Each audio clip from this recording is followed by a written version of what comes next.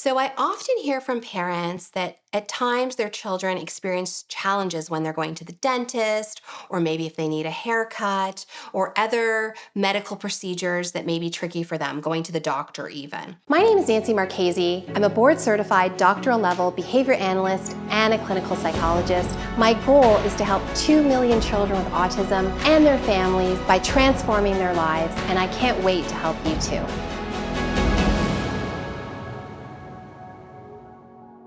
I have some tips for you on how to help your child get through these type of events and be successful. So here's the thing, going to the dentist, going to the doctor, getting your haircut, those things happen pretty infrequently. And this can be tricky for some children on the spectrum.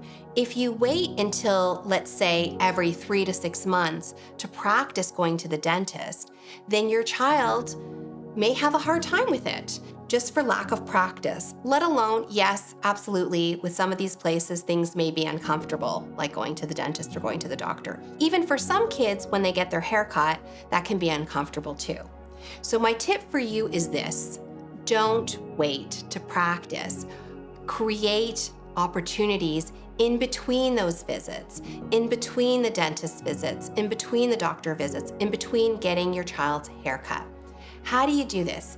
You practice it at home. Break down those types of visits into small steps. So for example, maybe at the dentist, it's sitting on the chair and leaning back. You practice that. You practice maybe at the doctor's office, get a stethoscope and practice what that might look like, one step at a time.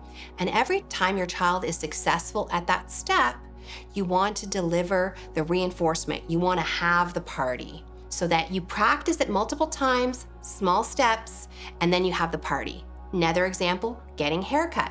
Practice, even for some kids, even the sight of scissors can be really tough. So you're gonna practice just tolerating the sight of it far away, make sure it's safe, and when they're okay with the scissors just being out there, that's when the party happens. And then you slowly up the bar for all of them. So next step might be scissors are a little bit closer, or maybe next step for the dentist is head back, and maybe we're gonna use some, fake dentist tools to look at one tooth. When you get up to the point where you're practicing it at home and your child is successful, now you've got step number 2. Create opportunities at those places, whether it's the dentist, the doctor, or the haircut, when your child doesn't have to go there.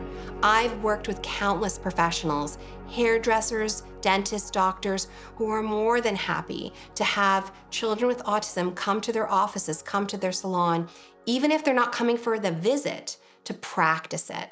So collaborate with those professionals in your field, create those opportunities to go to those places, even if it's just a step through the door. That might be step 1, and then you have the party, the big reinforcement, then we're done for that day, so that by the time they actually have that doctor visit, dentist visit, or need that haircut, they will have practiced so many times, associated it with such wonderful things that you won't have a problem at all. Keep practicing, break it down into small steps, have that party when your child's successful, and you're well underway to having successful dentist, doctor, haircut visits, and more. There's only so much we could cover in the short amount of time we had today. If you found value in what we talked about, go to breakthroughautism.ca, join our newsletter, and also follow me on my socials.